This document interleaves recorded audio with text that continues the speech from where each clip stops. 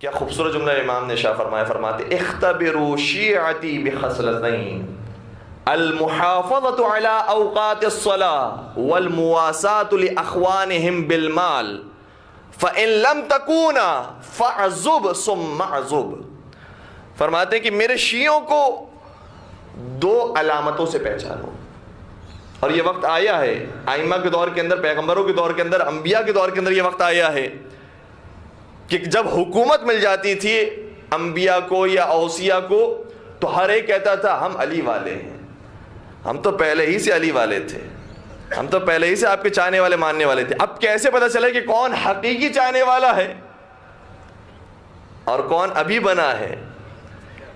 امام نے بیان فرمایا کہ دو علامتوں کے ذریعے پہچانو کہ کون پرانا علی والا تھا۔ فرمایا دو علامتوں سے میرے شیعوں کو پہچانو، المحافظۃ علی اوقات الصلاۃ، اگر تمہیں وہ آدمی نماز کے وقت کی پابندی کرنے والا ملے جان لو کہ وہ میرا ہے،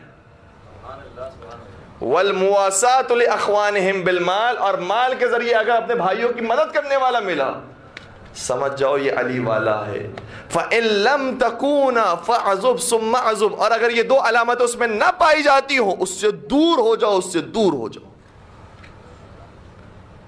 جب علی حکم دے رہے ہیں دوسروں کو کہ دور ہو جاؤ تو کیا خود علی اس حکم پر عمل کرنے والے نہیں ہوں گے؟